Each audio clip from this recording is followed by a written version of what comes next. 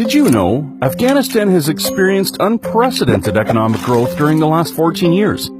Did you know the private sector has contributed billions of dollars toward reconstructing Afghanistan since 2001? Did you know Afghanistan has one of the most liberal investment laws in the region? Invest in Afghanistan, your investment destination at the heart of Asia. Do you want to know about the demographic profile of Afghanistan? I'm sure you do. Here it is. Afghanistan has a total population of 28.6 million, which is projected to reach 55.9 million by 2050.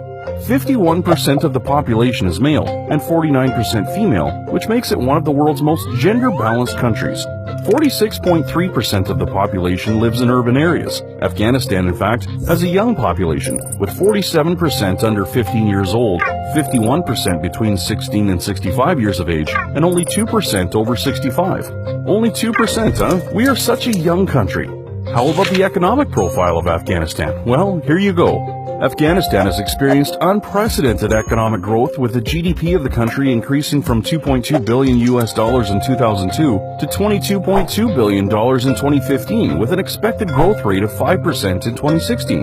The GDP per capita of Afghanistan has increased from $281 in 2005 to $747 in 2014.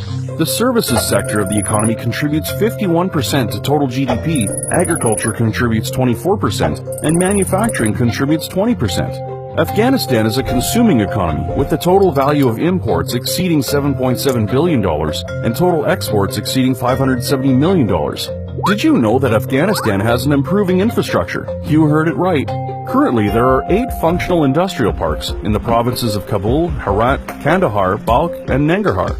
11 industrial parks are under construction in the provinces of Kabul, Herat, Logar, Khost, Helmand, Parwan, Ghazni, Maidan Wardak, Kunduz, Nangarhar, and Faryab. 13 industrial parks are planned in the provinces of Takhar, Kabul, Paktia, Baglan, Lagman, Nimroz, Jazjan, Faryab, and Helmand. Afghanistan has 4 international airports in Kabul, Mazar-e-Sharif, Herat, and Kandahar. Furthermore, as a landlocked country, Afghanistan has 9 dry ports for conducting trade with Central Asian countries, South Asian countries, China, and Iran.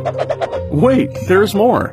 Afghanistan lives in close proximity to a number of regional ports, 816 kilometers from Spin Boldak Shaman to the Karachi port, 1,447 kilometers from Torkham to the Karachi port, 1,036 kilometers from Spin Boldak Shaman to the Gwadar port, 1,831 kilometers from Torkham to the Gwadar port, 520 kilometers from Torkham to the Wagah port, 883 kilometers from Zaraj to the Shabahar port.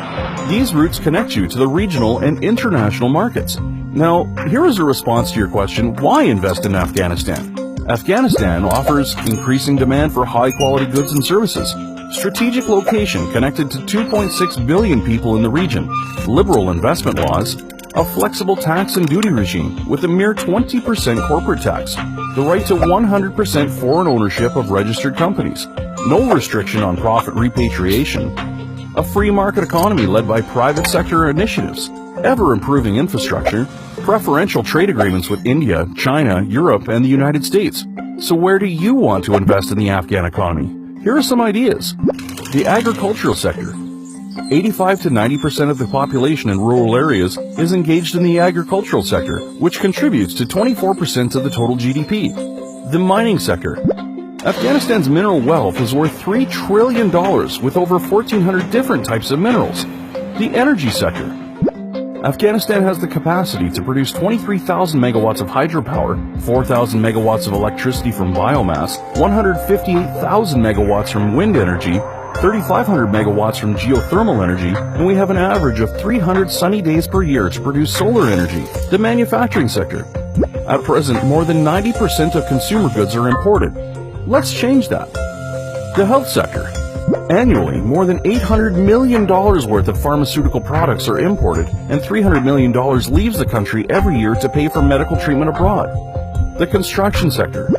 Construction has contributed 7 to 10% to the total GDP in recent years, and there are public sector projects worth more than $2 billion per year, and the telecommunications industry, with 24 million mobile subscribers, covers 90% of the total population. And now you know. Come and invest in Afghanistan today.